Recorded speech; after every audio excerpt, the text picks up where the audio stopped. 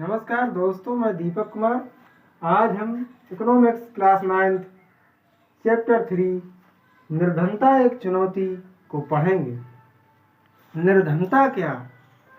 निर्धनता मुख्यतः वंचन से संबंधित, अर्थात वह व्यक्ति निर्धन कहा जा सकता है जो अपनी मूलभूत आवश्यकताओं को पूर्ण करने में असमर्थ। मूलभूत आवश्यकताएं क्या हैं? जैसे रोटी, कपड़ा और मकान। जैसे रोटी, कपड़ा और मकान।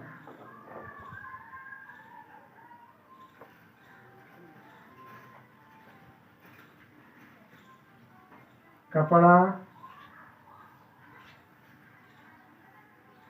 और मकान।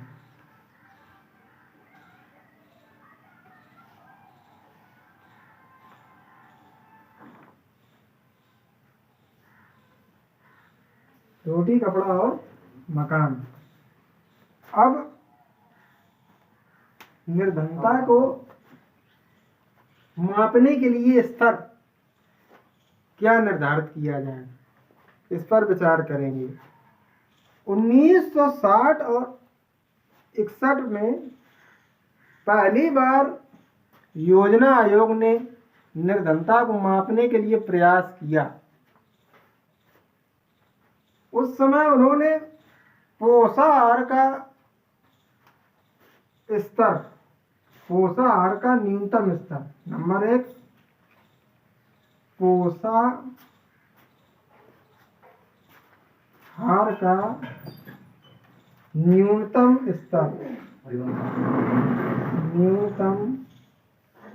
स्तर, नंबर 2 पोषाहार की लागत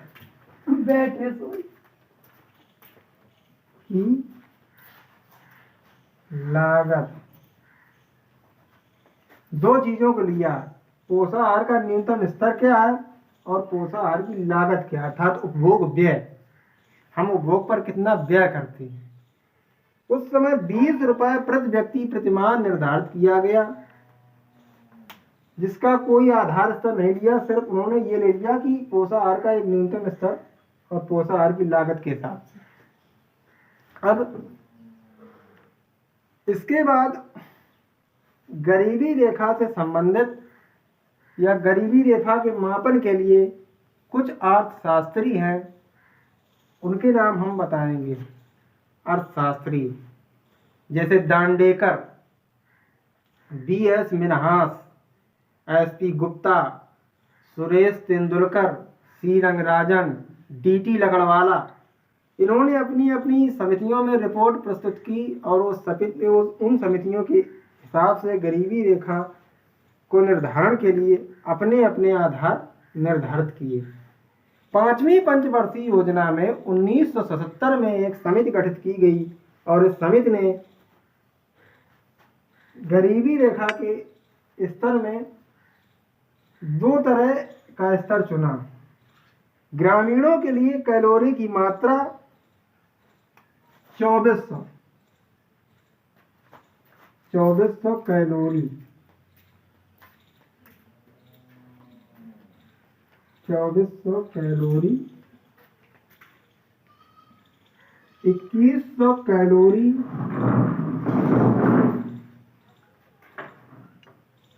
शहरी क्षेत्रों में।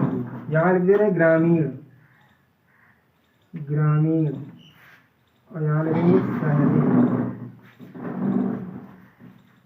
उसी समय 1970 के दशक में जो विकास दर थी वो हमारी 3.5 थी और जो बढ़कर 1980 से 90 के दशक में 6% हो गई। ये प्रयास किए गए गरीबी को नियंत्रित करने के या गरीबी के माप के लिए प्रयास किए गए, अपने अपने आधार निर्धारित किए। इससे पहले दांडेकर रथ प्रणाली या दांडेकर रथ फार्मूले का प्रयोग किया जाता था। उन्होंने केवल और केवल कैलोरी मात्रा को मात्र एक आधार माना। फिर उसके बाद में 1993-94 में DT लकड़वाला कमेटी DT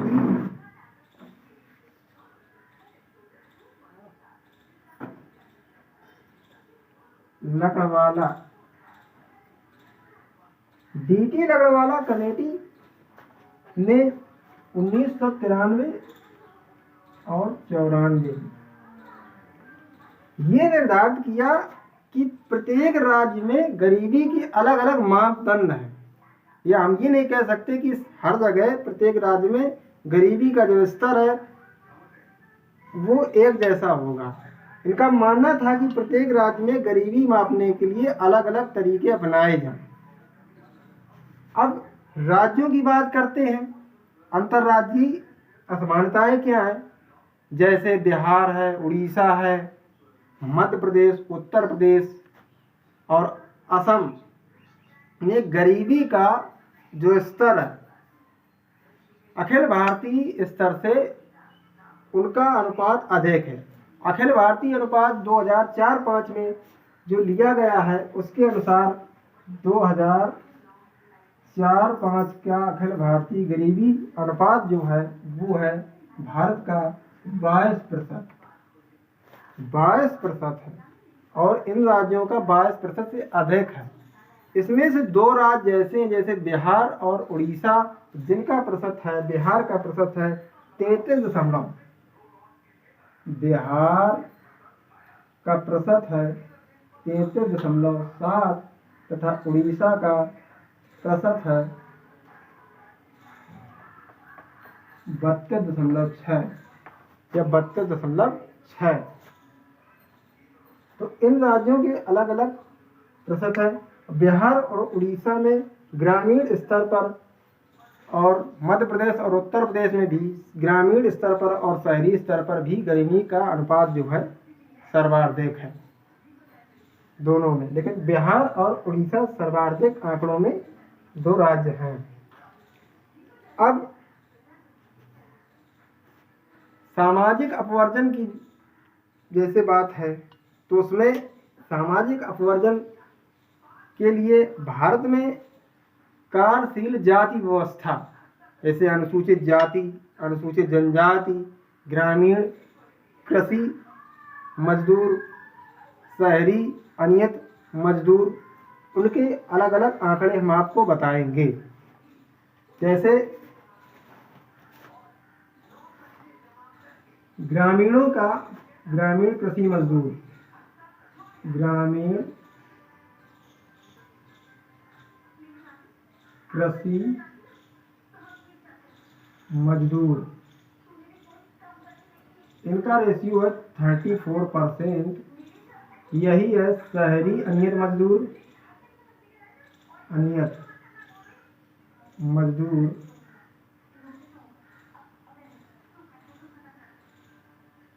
इनका भी रेशियो है 34%।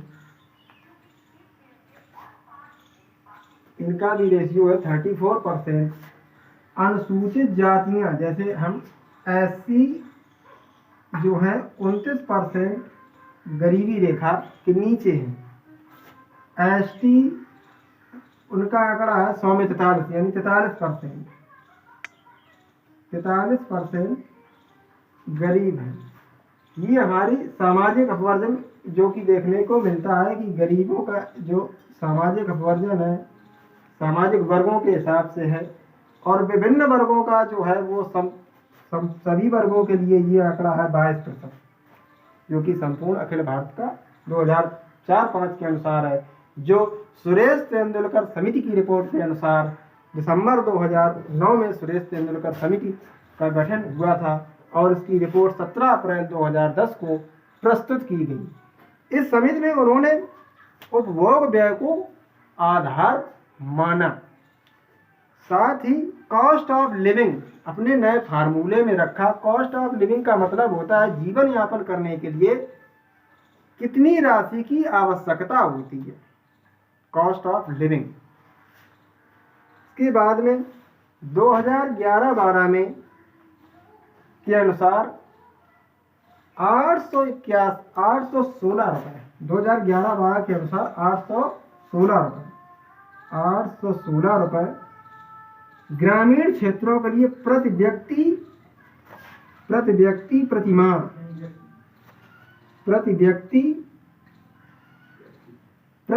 प्रतिमाह उपभोग व्यय तथा शहरी क्षेत्रों के लिए 1,000 रुपये प्रति व्यक्ति प्रतिमाह निर्धारित किया गया।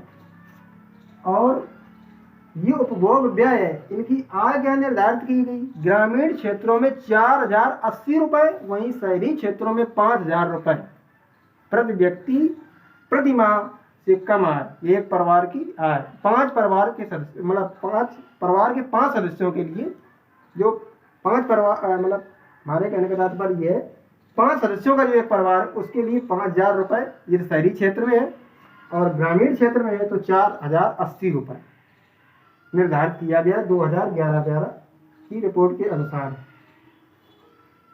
इसके पहले 2004-5 में को आधार वर्ष मानते हुए तेंदुलकर समिति ने 447 रुपये ग्रामीण क्षेत्र के लिए तथा शहरी क्षेत्रों के लिए 579 रुपये प्रति व्यक्ति प्रतिमाह उपभोग व्यय निर्धारित किया।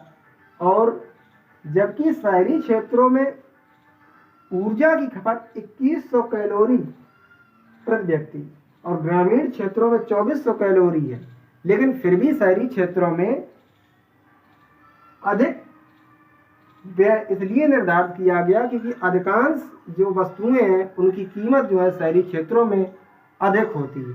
इसलिए अब वैश्विक परिदृश्य देख लेते हैं गरीबी का अर्थात निर्धनता का।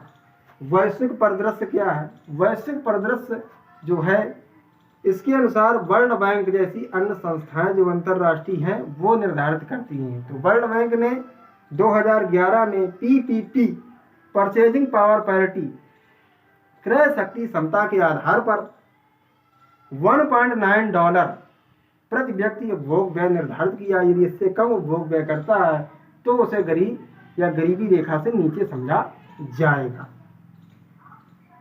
अब गरीबी रेखा से नीचे उसे समझा जाएगा। जैसे वैश्विक परिदृश्य में देख लें, चाइना 1981 में 88.3% चाइना की जनसंख्या गरीबी रेखा में थी या गरीब थे, जो 2008 में बढ़कर उसका स्तर 14.7% आ गया गरीबी का।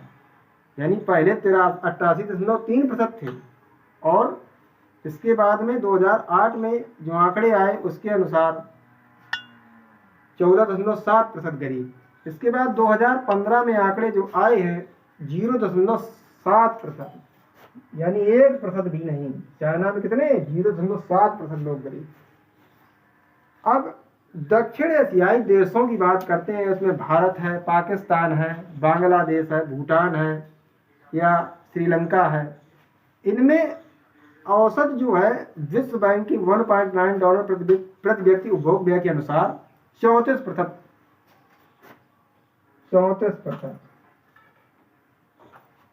हाँ, 34% से जो कि और बाद में ये हो गया आपका 16.2%।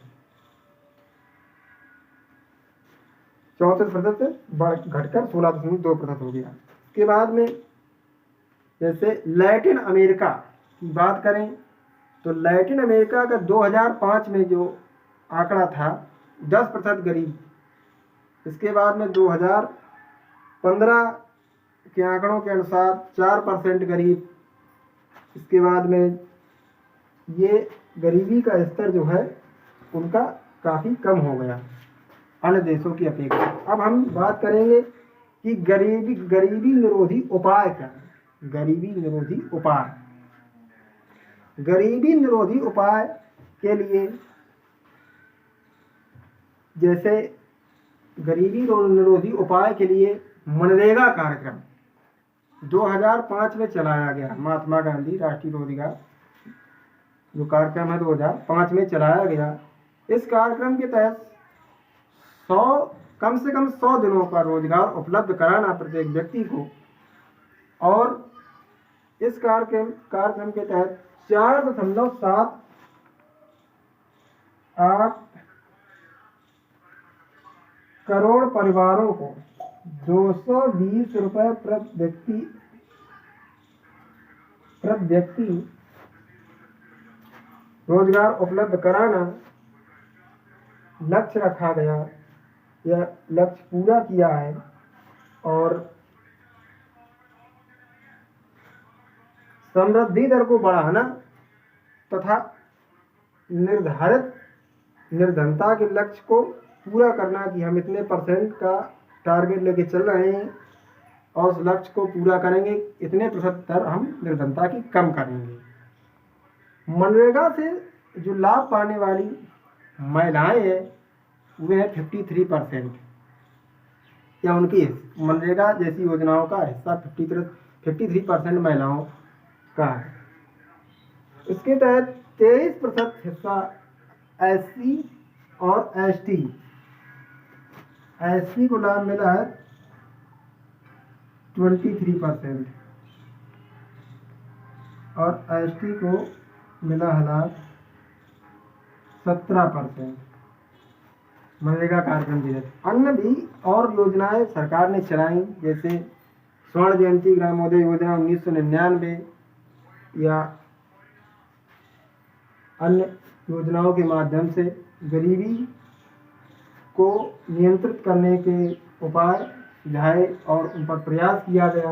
हमने समझा कि मूलभूत आवश्यकताओं के अतिरिक्त और भी कुछ आवश्यकताएं होती हैं, जैसे 2004-05 का आधार बेस मानकर सुरेंद्र तेंदुलकर समिति ने कहा कि 6 बुनियादी चीज़ों को भी शामिल किया जाना चाहिए। वो 6 बुनियादी चीज़ें क्या हैं? जैसे स्वास्थ्य है, शिक्षा है और बुनियादी संरचना है, ताकि रोजगार का सृजन किया जा सके और महिलाओं तक काम और लाभ की पहुंच को उपलब्ध किया जा सके और उपभोग व्यय को विशेष ध्यान में रखा जाए।